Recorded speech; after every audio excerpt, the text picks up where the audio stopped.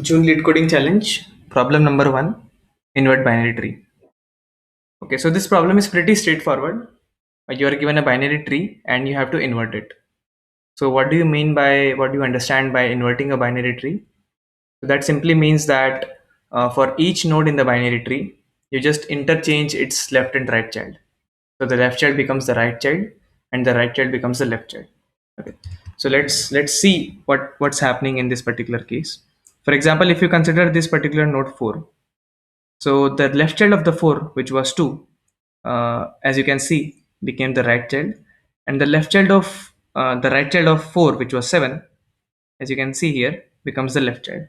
Okay, and this is a recursive definition, so it gets applied on each and every node.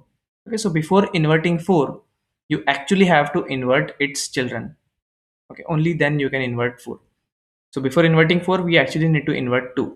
You can see that when you start inverting 2, the left child is 1 and the right child is 3. So of course, when you invert these two nodes, or you interchange these two nodes, the left child will be 3 and the right child will be 1. Okay. So this is what's happening here. I'll take one more example, after which it will be a bit more clear. So let's say we consider example like this.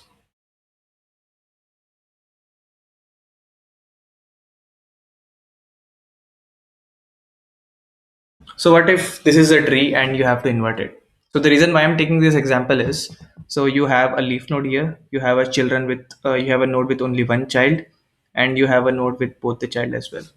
So you'll be clear with all the cases that we will encounter in this particular example. Okay. So suppose we start our definition of invert tree on this node 1. But before applying or before actually inverting the children of this node 1, you actually have to invert its children.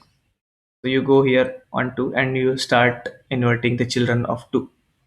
You see that there is no left child, so you go to the only right child here and you start inverting this particular node. But does it make sense to invert this particular node 3? No. Why? Because 3 is anyways a null, 3 is anyways a leaf node, so you don't need to invert it.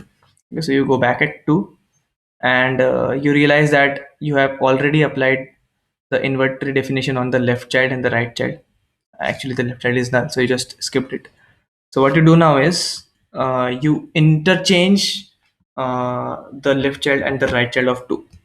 So this becomes something like um, so 2 is there, and the right child of 2, which was 3, becomes the left child, and the left child of 2, which was null, becomes the right child. So I'm not drawing anything on the right side.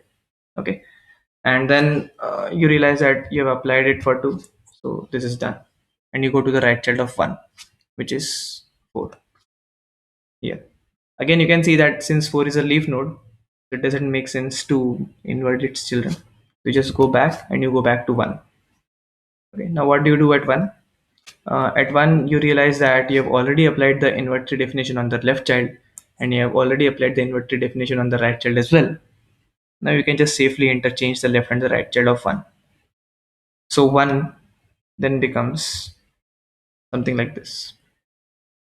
So this particular updated node 2 becomes the right child of 1. Why? Because before this 2 was the left child of 1.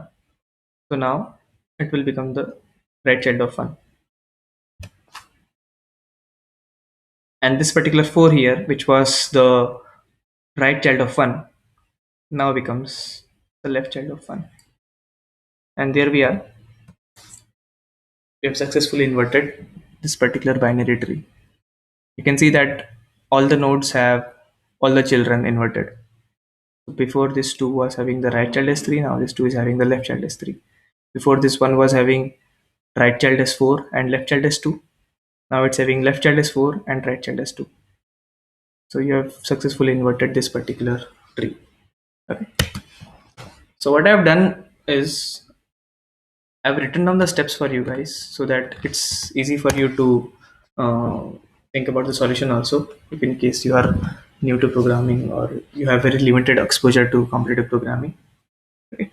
So step number 1, since this is a recursive function, so we will have a base case.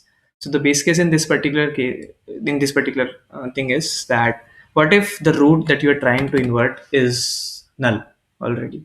So it doesn't make sense to invert a null node, right? So you just check if root is null, you just return the root as it is, or you just return null. The way I do it is something like this: if not of root, returns root. Okay, so this condition will only be true if root is null. Okay, so if that is the case, you just return the root as it is, you don't do anything. Next, you apply this inverted definition on the left child.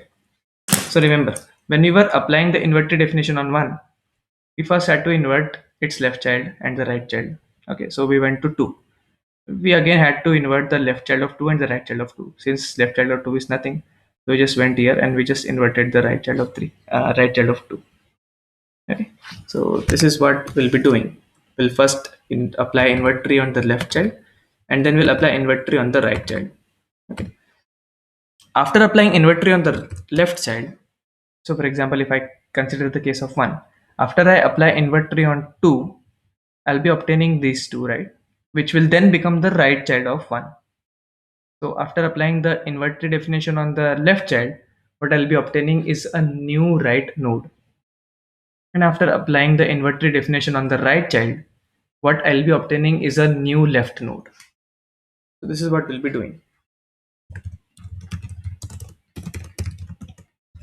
So new right node will be the node that I'll obtain after applying the invert tree definition on the left child of root. And similarly, new left node is going to be the one which I will obtain after applying the invert tree definition on the right child of the root. Okay. The moment I have my new right node and my new left node, I can then reassign the nodes of this root. So roots left will become new left node because that's what the new left node is. So we just reassign the left node as this, and roots right will become new right node. Okay. Once we have updated the root, we can then just simply return the updated root, and that's it. We're done. So hopefully this should work. Let's just try to run this code and see what do we get. Okay, so our answer is 4729,631, and the expected answer is 4729,631 as well. Okay, cool. Let's just try to do it for this particular case where we had 1, 2, 4, and 3. So let's just try to give this thing as the custom test case. I have 1, then I had 2, then I had 4, then I had null, and then I had 3. Okay, so this is what the tree is in our example. Okay. So this should become this. So it will actually be 1, 4, 2, null, null, 3, null, like that. So let's just try to run for this case and let's see whether our answer and the expected answer are same or not. So 1, 4, 2, null, null, 3, 1, 4, 2, null, null, 3. Okay, let's try to submit this. Hopefully this should get accepted. Okay, thanks for watching.